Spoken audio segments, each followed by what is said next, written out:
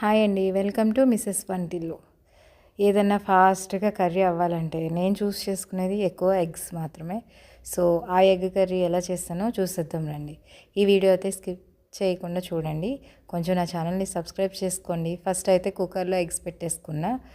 తర్వాత 2 ఆనియన్స్, ఒక టమాటా, 2 పచ్చిమిర్చి కట్ చేసుకొని ఒక మిక్సీ జార్లో ఆనియన్స్, టమాటా, 2 స్పూన్లు ధనియాలు, ఒక చెక్క, అలాగే 4 లవంగాలు, ఒక చిన్న అల్లం ముక్క, 4 వెల్లుల్లి రెబ్బలు వేసుకొని పేస్ట్ లాగా చేసుకోవాలి. తర్వాత స్టవ్ మీద పాన్ పెట్టుకొని స్టవ్ వెలిగించి ఒక 2 స్పూన్స్ ఆయిల్ వేసుకొని పచ్చిమిర్చి వేసుకొని అలాగే మనం ఏదైతే మిక్సీ చేసుకున్నామో ఆ పేస్ట్ కూడా వేసుకొని బాగా ఉడికించుకోవాలి.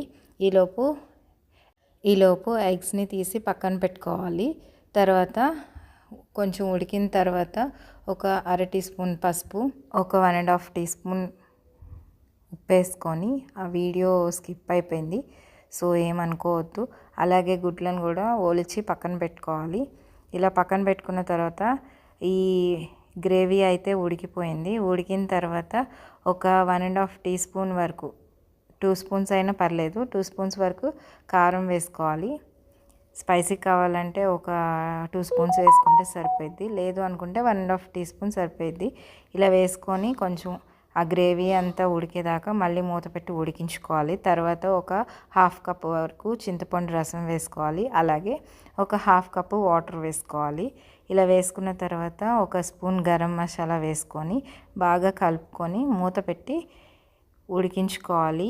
ఇలా ఉడికిన తర్వాత సాల్ట్ సరిపోయిందో లేదో టేస్ట్ ఎలా ఉందో చూసుకొని మళ్ళీ సరిపోకపోతే కొంచెం వేసుకోండి. ఇలా గ్రేవీ అంతా ఉడికిన తర్వాత మనం ఏవైతే ఒలిచిపెట్టుకున్న గుడ్లను కూడా వేసేసుకొని బాగా కలుపుకొని ఆ గ్రేవీ అంతా చిక్కగా అయ్యేదాకా ఒక 15 మినిట్స్ దాకా ఉడికించుకోవాలి. ఇలా ఉడికించుకున్న తర్వాత గ్రేవీ చిక్కపడిన తర్వాత కొంచెం కొత్తిమీర వేసుకొని స్టవ్ ఆఫ్ చేసుకోవాలి. ఇంతే, ఎంతో సింపుల్గా ఉండే ఎగ్ గ్రేవీ కర్రీ రెడీ. ఈ గ్రేవీ కర్రీ మీకు నచ్చినట్లయితే ఈ వీడియోకి లైక్ చేయండి, షేర్ చేయండి, కమెంట్ చేయండి. నా ఛానల్ని అయితే సబ్స్క్రైబ్ చేసుకోండి. Thanks for watching.